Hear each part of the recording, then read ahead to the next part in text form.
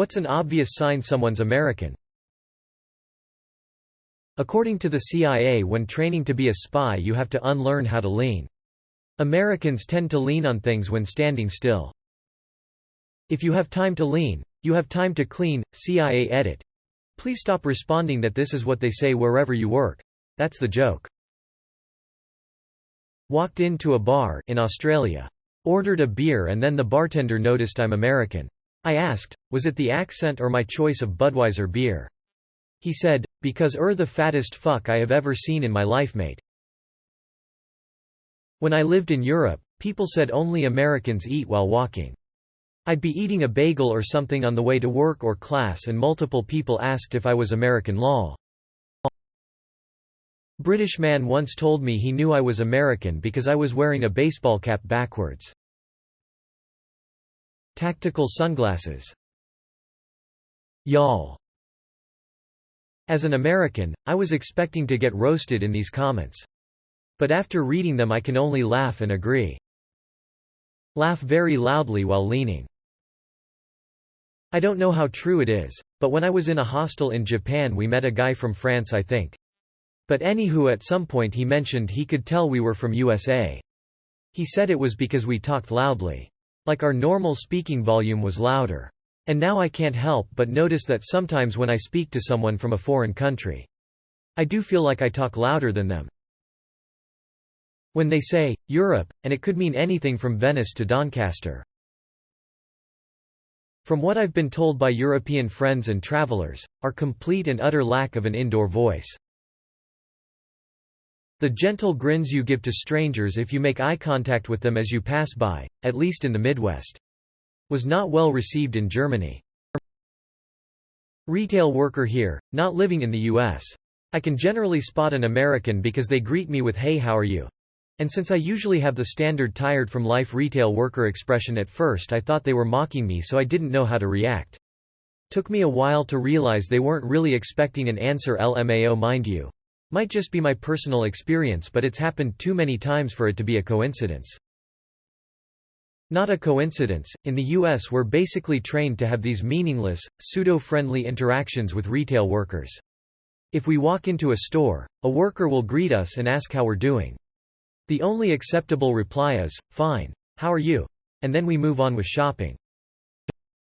It's true. Cashiers are expected to be almost comedically over-the-top friendly and helpful. And customers are supposed to respect that sacrifice by pretending to care for half a second. Then, when the transaction is complete, we flash blindingly excited, grateful smiles at each other. Express a variant of "have a good day. Thanks, you, too," before disengaging. It's rude if you don't do these things. Hey, how are ya? I worked as a cashier in a touristic place in Paris. I always recognized Americans because they were kinda friendly to me and they always left tips. I guess there are worse things than friendly and generous.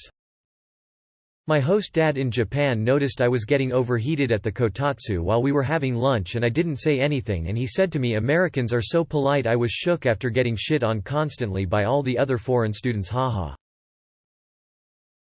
When they come at you with their Italian heritage. The accent usually gives it away. What are y'all supposin' that means? Americans all talk like Foghorn Leghorn apparently. I say, look here son, that's just not true, boy. They want ice in their water. Hi, American here, I have an addiction to chewing on ice. I'm American. Years ago, like 25, I visited Europe for a few weeks in the summer. Got really tired of drinking warm or room temperature beverages. Finally, one day in a German restaurant, I spoke just enough German to ask for ice in my Coke. It took them a while to understand why does crazy girl want ice in this perfectly fine Coke, and they returned my glass of warm soda with one lonely little ice cube floating in it. It quickly melted, but the servers were so proud. In Salzburg I went to grab something from the drugstore. As I was checking out I said hello to the cashier, thinking there was very little difference between how I said it and how Austrians say it. She immediately started speaking to me in English and I asked her how she knew I spoke English. She deadpan stared me in the eye and goes hello. I just about died laughing since I'm a very stereotypical friendly American that says hello exactly like that. One of my favorite memories from that trip. When they claim to be 1/8 German, 1/8 Irish, 1/16 Scottish, 1/16 Spanish, 3/8 French and 1/4 Canadian. To be fair, I've said, the US, or, America, to people in foreign countries asking where I'm from, and they always say, yeah, obviously, but where in the US? They measure things in inches and yards and talk about weather in Fahrenheit. An Italian told me that Americans walk confidently in the wrong direction. In my homestay in London, I was told that I was so American for enjoying a piece of cake for breakfast, not frosted cake, but like a nuts and dried fruit spiced coffee cake kind of thing. Apparently that's exclusively for like a 4 p.m. snack, and breakfast is more of a savory meal. An inordinate amount of small talk, unprompted. They smile at strangers. How much personal space they give themselves. Americans like at least an arm length. We're conditioned to fill spaces evenly. I noticed when I worked delivery, spending lots of quality time on elevators, that for every new person that enters, everybody shuffles to even things out. Similar thing plays out in social gatherings and bars. Not sure if that's universal or not, but I find it interesting. I think the size of our personal bubbles is because our spaces are generally much larger because we've got the space, to build bigger buildings, sidewalks, roads, etc. Might also explain why we're louder. Used to filling larger spaces with volume. By contrast, I've noticed people from East Asia on the other end of the spectrum have seemingly, to me, no concept of personal space and have no problem entering my sacred bubble of personal space. I'd imagine it's just due to living in denser conditions. My wife is Brazilian with Italian heritage. She loves Americans and thinks we are unique.